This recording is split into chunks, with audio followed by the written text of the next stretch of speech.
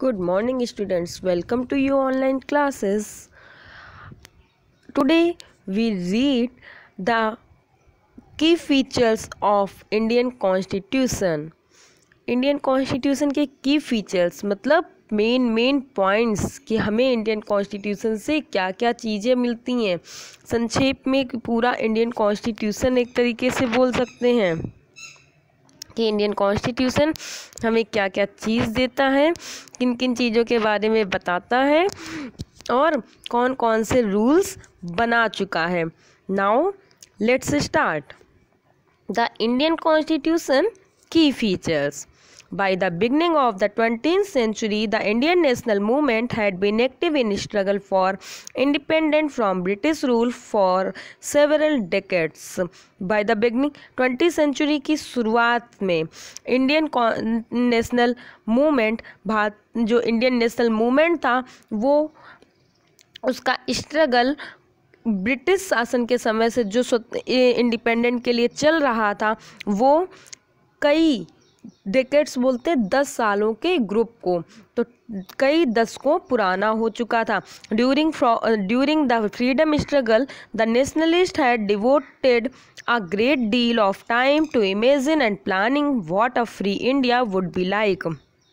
और स्ट्रगल के ही टाइम पे नेशनलिस्ट जिन लोग मतलब जो राष्ट्र के पक्ष में थे, देश के पक्ष में थे और नेशनल मूवमेंट में जिन्होंने पार्टिसिपेट किया था, उन लोगों ने ये सारी चीज़ों पे काफ़ी डिस्कस कर लिया था, ये सारी चीज़ें सोच ली थी कि हमारा जो फ्री इंडिया होगा, इंडिपेंडेंट इंडिया होगा, वो किस तरीके का होना चाहिए। Under the British they had been forced to obey rules that they had very little role in making. Under the British मतलब अंग्रेज़ों के शासन के समय उन्हें जिन नियमों और कानूनों को मानना पड़ता था वे उन्होंने खुद नहीं बनाए थे। वेरी लिटिल का मीन्स हो जाता है यहाँ पे ना करना, नो से मीनिंग आती है यहाँ पे, तो नहीं बनाए थे। The long experience of authoritarian rule under the colonial state convinced Indians that free India should be a democracy in which everyone should be treated equally and be allowed to participate in government. Authoritarian rule होता है जो अत्याचारी नियम कानून, अत्याचारी शासन, और colonial state होता है औपनिवेशिक राज्य। तो औपनिवेशिक का मतलब जो दूसरों के शासन के अंडर में चल रहा हो, तो अंग्रेज़ों का शासन जो था वो औपनिवेशिक ही था, लंबे समय से चला आ रहा। औपनिवेशिक राज्य के अंदर लंबे समय से चला आ रहा अत्याचारी शासन, ऑथोरिटेरियन रूल मीन्स अत्याचारी शासन, जो कि भारतीयों के अत्याचारी शासन ने इंडियंस के सामने ये चीज़ बिल्कुल स्पष्ट कर दी थी, ये चीज़ बिल्कुल दिखा दी थी कि इंडिपेंडेंट इंडिया को एक डेमोक्रेटिक कंट्री होना चाहिए और जिसमें हर एक पर्सन के साथ इक्वलिटी का बिहेव होना चाहिए, सबको इक्वल राइट्स होने चाहिए और गवर्नमेंट को बनाने में भी हर पर्सन की अपनी अपनी जिम्मेदारी होनी चाहिए, हर पर्सन की हिस्सेदारी पार्टिसिपेशन होना चाहिए। What remained to be done then was to work out the ways in which a democratic government would be set up in India, the rules that would determine its functioning. इसके बाद ये भी fix निश्चित करना था कि जो democratic India होगी वहाँ पे नियम कानून कैसे होने चाहिए, क्या क्या गवर्नमेंट को कैसे बनाया जाना चाहिए और उसके जो काम करने के नियम होंगे वो क्या होंगे। What remained to be done that was to work out in ways which a democratic government would be set up की मतलब ये भी निश्चित करना था कि डेमोक्रेटिक गवर्नमेंट इंडिया में कैसे सेट होनी चाहिए, कैसे बननी चाहिए और रूल्स उसके काम करने, डिटरमाइन इट्स फंक्शनिंग, उसके काम करने का रूल्स क्या होंगे। This was done not by one person but by a group of around 300 people who become member of constituent assembly in 1946 and who met periodically for the next 3 years to write India constitution.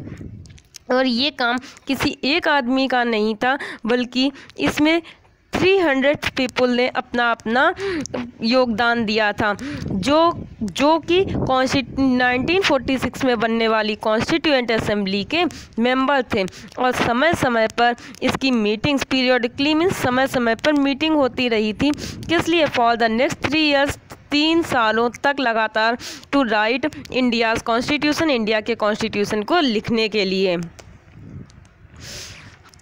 Side में एक picture दी है और इसके नीचे कुछ story दी है, जिसको देख लेते हैं। There was an extraordinary sense of unity amongst the member of constituent assembly.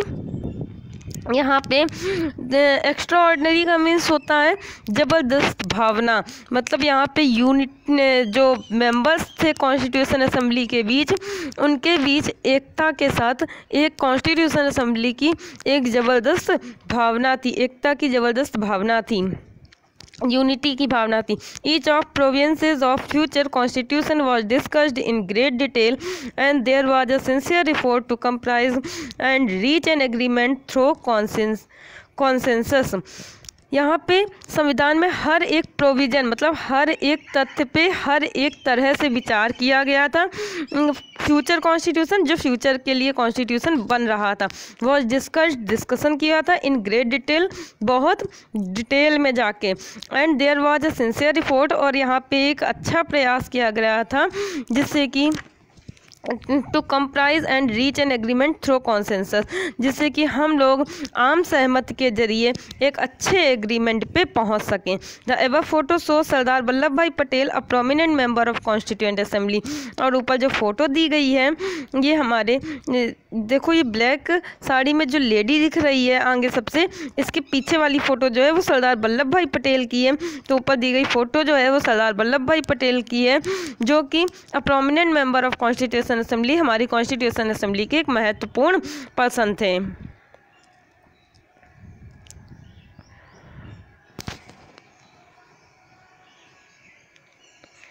उसके बाद दिया है these members of constituent assembly had a huge task before them.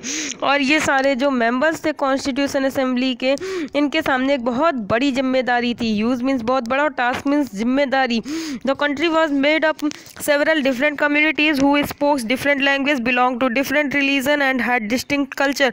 हमारी कंट्री जो है अलग डिफरेंट कम्युनिटीज़ से मिलकर बनी है, जो अलग अलग लैंग्वेज बोलते हैं, अलग अलग रिलीजन से बिलोंग करते हैं, और उनका अलग अलग कल्चर है। डिस्टिंक्ट कल्चर मीन्स भिन्न कल्चर होना, एक जैसे ना होना।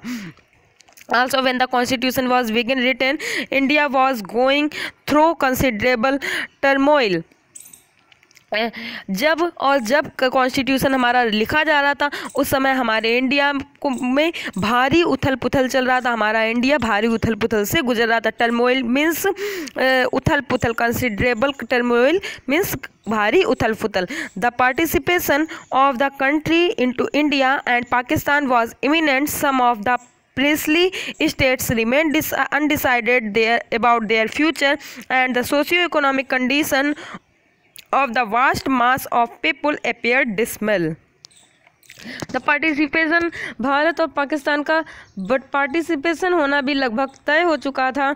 इमिनेंट मीन्स होता है लगभग तय हो जाना। And some of the princely state, princely state means राजा के समय की जो छोटे छोटे से राज्य बचे थे, जिनको हम लोग रियासत बोलते हैं, ऐसे कुछ प्रिंसली स्टेट्स बचे हुए थे, रिमेंट बचे हुए थे, अनडिसाइडेड अबाउट, जिनका फ्यूचर अभी डिसाइड नहीं था कि वो किस तरफ जाएंगे, मतलब पाकिस्तान में जाएंगे या इंडिया में जाएंगे। एंड सोशियो इकोनॉमिक कंडीशन, और साथ ही में of the vast mass of people, और मतलब जनता की सोशल मतलब सामाजिक और इकोनॉमिक कंडीशन भी अपीयर डिसमल मीन्स बहुत भयानक दिखाई दे रही थी। ऑल ऑफ बहुत भयानक दिखाई देना मतलब बहुत ज़्यादा ख़राब थी। All of these issues played on the minds of the member of the constituent assembly as they drafted the constitution. और ये संविधान को मतलब कॉन्स्टिट्यूशन को बनाने वाले जो मेंबर्स थे, जो उसको बना रहे थे, उनके सामने ये सारे मुद्दे थे। They rose to the occasion and gave this country a visionary document that reflects a respect for maintaining diversity while preserving national unity. They rose to the occasion, और उन्होंने फिर भी इस जिम्मेदारी को पूरे दायित्वों के साथ पूरा किया, पूरी बहादुरी के साथ पूरा किया। एंड गेव दिस कंट्री, और अपनी कंट्री को अ विजनरी डॉक्यूमेंट, एक ऐसा विजनरी कल्पनाशील डॉक्यूमेंट्स दिया that reflects a respect for maintaining diversity, जिसने भिन्नता, मतलब डाइवर्सिटी बोलते हैं भिन्नता, जो हमारे यहाँ अलग अलग है कि रिलीजन अलग है, कल्चर अलग है, ऐसी भिन्नता को बनाते हुए उसके प्रति अपना रिस्पेक्ट दिखाते हुए, ऐसी डाइवर्सिटी के प्रति अपना रिस्पेक्ट दिखाते हुए, जबकि रिस्पेक्ट भी दिखाया, जबकि हमारे यहाँ एक नेशनल यूनिटी भी बनाए रखनी थी, मतलब नेशनल यूनिटी को बनाए रखते हुए उस भिन्नता के प्रति भी अपना गहरा सम्मान दिखाया। The final document also reflects their concern for eradicating poverty through socio-economic reform, as well as emphasizing the crucial role of the people can play in choosing their representative।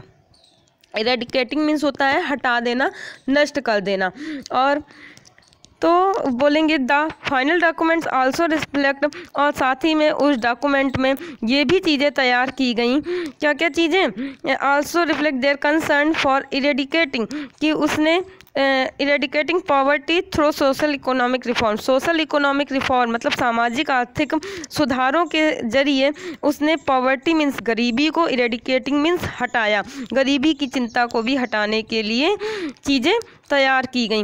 And emphasising the crucial role of the people can play in choosing their representative, और इस बात पे भी जोर दिया कि किस तरीके से लोग, जनता अपने प्रतिनिधियों को, रिप्रेजेंटेटिव को चुनने में महत्वपूर्ण भूमिका निभाएगी। Listed below are the key features of the Indian constitution. While reading these keep in the mind the above mentioned concern of diversity, unity, socio economic reform and representation that the authors of the document were grappling with.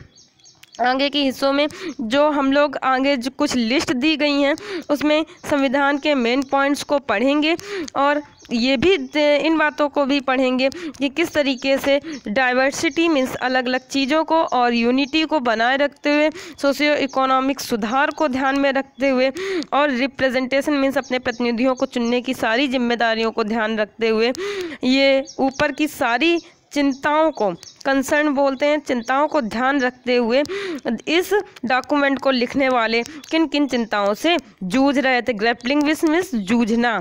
Try and understand the ways in which they try to balance this concern with their commitment to transforming independent India into a strong democratic society। Try and understand, और वो पूरी कोशिश ये समझने में कर रहे थे कि किस तरीके से इंडिपेंडेंट इंडिया को एक स्ट्रॉन्ग डेमोक्रेटिक सोसाइटी बनाने में के पूरे उद्देश्य को पूरा करने के लिए इन चिंताओं को किस तरीके से बैलेंस किया जाए, किस तरीके से सॉल्व किया जाए। फर्स्ट पॉइंट है की फीचर्स का फेडरलिज्म। फेडरलिज्म का मीन्स होता है, हम लोग बोल सकते हैं जब कई सारी स्टेट्स हों छोटे छोटे और उनका अपना अलग शासन चलता हो, और उसके बाद भी वो क्या करें, हमारी एक सेंटर की गवर्नमेंट को पूरी तरीके से फॉलो करें, मतलब उनके अंडर में रहें। जैसे कि अगर एक एग्जांपल हम लोग ले सकते हैं एक जॉइंट फैमिली का, जैसे कि बाबा हों और हम जो परिवार के मुखिया हैं बाबा हैं, और उनके 4 बेटे हैं, चारों की शादी हो चुकी है, चारों अपनी अपनी फैमिली में रह रहे हैं। तो अब आजकल की फैमिली में क्या होता है, चारों की शादी हो जाती है, चारों अलग अलग रहने लगते हैं। तो अभी भी शादी हो गई, उनके आगे की भी पीढ़ी में, जनरेशन में भी शादियां शुरू हो गई, और फिर भी वो जॉइंट फैमिली एक ही में चल रही है। तो अब जो उनकी आगे की फैमिली अपनी अपनी है, तो वो जो मेन मुखिया थे उनके जो लड़के थे, 4 बेटे थे, तो वो अपनी अपनी फैमिली में शासन अपना अपना चला रहे थे, अपने अपने हिसाब से चला रहे थे। लेकिन वो चारों भी किसकी बात मानते थे, मेन मुखिया जो बाबा थे उनकी बात मानते थे। उसी तरीके से हमारी कंट्री जो है वो भी करती है कि हमारे यहाँ स्टेट अलग अलग है, तो हर स्टेट अपने यहाँ अलग अलग तरीके से शासन चलाता है। लेकिन जब कोई रूल मानने की बात आती है तो सेंट्रल गवर्नमेंट की भी बात मानते हैं। ऐसी चीज़ों को फेडरलिज्म बोलते हैं। आगे देखो दिया भी है, this refers to the existence of more than one level of government in the country। इसका मतलब ये है कि देश में एक से ज़्यादा स्तर पे सरकारों का होना। In India we have governments at the state level and at the centre. और हमारे राज्य में हमने देश में हमने स्टेट लेवल पे भी गवर्नमेंट देखी है और सेंट्रल लेवल पे भी। Panchayati Raj is the third tier of government and you have read about this in your class 6 book. और पंचायती राज थर्ड लेवल की गवर्नमेंट है जिसको हम लोगों ने क्लास 6 की बुक में पढ़ चुके हैं। We looked at the functioning of the state government in your class 7 book. और हम लोग स्टेट गवर्नमेंट किस तरीके से वर्क करती है ये हम लोगों ने क्लास 7 की बुक में पढ़ लिया है। And this year we will read about the central government. हम लोग सेंट्रल गवर्नमेंट किस तरीके से वर्क करती है ये पढ़ेंगे। The vast number of communities in India mean that a system of government needed to be devised that did not involve only person sitting in the capital of New Delhi and making decisions for everyone। तो यहाँ पे कह रहे हैं the vast number of communities in India. India में बहुत ज़्यादा communities होने का सीधा मतलब ये है meant that a system of government needed कि हमें शासन की एक ऐसी सिस्टम की ज़रूरत है, गवर्नमेंट के एक ऐसे सिस्टम की ज़रूरत है टू बी डिवाइस्ड बनाने की ज़रूरत है, विकसित करने। डिवाइस्ड मीन्स बनाना, विकसित करने की ज़रूरत है। That did not involve any only person sitting in the capital, जिसमें सिर्फ capital of capital city of new Delhi, मतलब जिसमें हम केवल न्यू दिल्ली, हमारी राजधानी न्यू दिल्ली में बैठे ही कुछ लोग हमारे पूरे देश के फैसले ना लेने लगे। And making decision for everyone, मतलब हर किसी के लिए, मतलब पूरे देश पे शासन ना करने लगे और हर किसी के लिए फैसले ना लेने लगे। मतलब कहना ये था कि एक ऐसा शासन व्यवस्था चले जिसमें केवल दिल्ली, राजधानी दिल्ली में बैठे कुछ लोग ही पूरे देश के ऊपर शासन ना करने लगे और उनका फैसले ना लेने लगे। Instead it was important to have another level of government in the state so that decisions could be made for the particular areas. और जो इंस्टीड इसके बजाय हमें स्टेट लेवल पे भी कुछ अनदर लेवल पे भी, दूसरे लेवल पे भी ऐसी सरकारें बनानी पड़ेंगी जो अलग अलग इलाकों के हिसाब से अलग अलग फैसले ले सकें। While each state in India enjoy autonomy in exercising powers on certain issues subject of national concern require that all of these states follow the laws of the central government। Bharat के सभी स्टेट्स जो हैं वो कुछ मुद्दों पे अपने आप फैसले ले सकते हैं, उनके पास अधिकार है कि वो अपने आप फैसले ले लें। लेकिन अगर किसी नेशनल इशू की बात होती है, किसी नेशनल मतलब राष्ट्रीय चिंता की बात होती है, राष्ट्रीय चिंता से जुड़े सवालों की बात होती है, तो वहाँ पे जितने भी हमारे स्टेट्स हैं वो सेंट्रल गवर्नमेंट के बनाए हुए नियम कानूनों को उन्हें मानना पड़ता है। The constitution contains list that details the issues that each tier of government can make laws on.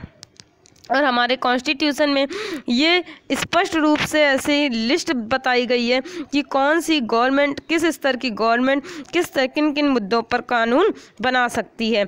In addition the constitution also specifies where each tier of government can get the money from work for the work that it does. और साथ ही में constitution में ये भी बताया गया है कि हर एक स्तर पे, हर एक लेवल की गवर्नमेंट अपने कामों को करने के लिए पैसे कहाँ से लेंगी, पैसे कहाँ से पूरे करेंगी। Under federalism the state are not merely agent of federal government but draw by authority from the constitution as well. Federalism के अंदर जो स्टेट्स होते हैं वो केवल हमारे सेंट्रल गवर्नमेंट के, हम लोग बोल सकते हैं, प्रतिनिधि ही नहीं होते, बल्कि उन्हें भी संविधान से अपनी ताकत, अपनी अथॉरिटी और अपने अधिकार मिले होते हैं। All persons of India are governed by laws and policy made by each of these level of governments. और इंडिया के सभी लोगों को, इन सभी स्तरों की गवर्नमेंट को बनाने के लिए नियम, इंडिया के सभी लोग इन सभी स्तरों की गवर्नमेंट के द्वारा बनाए गए रूल्स और रेगुलेशन, और पॉलिसीज़, नियम और कानूनों की नीतियों पॉलिसीज़ के अंदर आते हैं। Parliamentary reform of the government ने जो हमारी शासन, पार्लियामेंट में कुछ सुधार, पार्लियामेंट्री मतलब शासन का जो पार्लियामेंट संसदीय रूप है वो बताते हैं। The different types of government that you just read about consist of representative who are elected by the people. हमने सभी स्तर के रिप्रेजेंटेटिव जो कि हम लोग खुद चुनते हैं उनके बारे में देखा है कि अलग अलग जगह पे अलग अलग तरीके के लोगों को हम चुनते हैं। Your class 7th book begin the story of Kanta who was standing in line to vote during an election. हम लोगों ने क्लास 7th की बुक में पढ़ा था कि कांता एक वोट डालने वाली लाइन में खड़ी थी।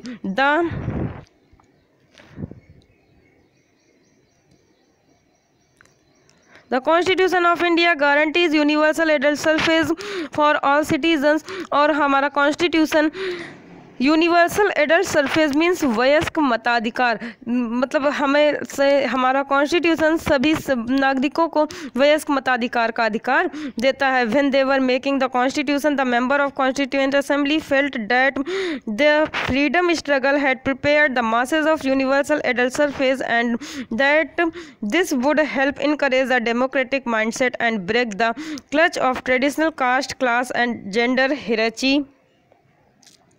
चीज़ कि हमारा जब संविधान लोग बना रहे थे, कॉन्स्टिट्यूशन को बनाने वाले मेंबर्स ने ये फील, जब वो संविधान कॉन्स्टिट्यूशन को बना रहे थे तब ये फील किया कि इस इंडिपेंडेंट मूवमेंट ने, मतलब फ्रीडम स्ट्रगल ने लोगों को वयस्क मताधिकार का अधिकार प्रयोग करने के योग्य बना दिया है, जिससे उन्हें यह भी विश्वास था कि इससे ना ही केवल डेमोक्रेटिक माइंडसेट, मतलब लोगों का लोकतांत्रिक सोच और व्यवहार तौर तरीकों को बढ़ावा मिलेगा, बल्कि जो हमारी कास्ट है, हमारी caste, traditional caste, class and gender, मतलब क्लास का मतलब हो गया हम लोग किस वर्ग से आते हैं, ऊंच नीच वाला वर्ग, और जेंडर हिरेची जो कहते नहीं है कि औरत और आदमी, मतलब में जो पीढ़ियों से चला आ रहा है फर्क, उसको भी, उसकी भी बेड़ियों को तोड़ा जा सकता है। ब्रेक द क्लचेज मीन्स कहते नहीं जंजीरों को, बेड़ियों को तोड़ना, मतलब ऐसी परंपराओं को तोड़ा जा सकता है। This mean that the people of India have a direct role in electing their representative. इसका मतलब यही है कि हमारे यहाँ के लोगों ने अपने अपने प्रतिनिधि को डायरेक्ट चुन सकते हैं। Also every citizens of country irrespective of his her social background can also content in elections. सीधे इसके अलावा हर व्यक्ति चुनाव भी लड़ सकता है, चाहे उसकी वो किसी भी कास्ट, किसी भी बैकग्राउंड का क्यों ना हो।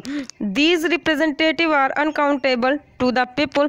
और ये प्रतिनिधि अपने, अकाउंटेबल मीन्स होता है जवाब देना, अगर वो कोई भी काम कर रहे हैं तो कैसे और क्यों कर रहे हैं इसका जवाब मांग सकती जनता उनसे, मतलब ये जितने भी रिप्रेजेंटेटिव होते हैं ये जनता के प्रति जवाबदेह होते हैं। You will read more about why representation is crucial to democratic functioning in unit 2 of this book.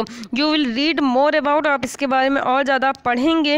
Y representation is crucial, कि ये हमारे जो प्रतिनिधि हैं ये इम्पोर्टेंट डेमोक्रेटिक कार्य में, मतलब लोकतंत्र के कार्य में इतने इम्पोर्टेंट क्यों हैं, इन यूनिट 2 ऑफ दिस बुक, और इसकी यूनिट 2 में पढ़ेंगे। सो ये वीडियो यहीं तक है, इसके आगे के जो की पॉइंट्स हैं वो हम लोग नेक्स्ट वीडियो में देखेंगे। Thank you class.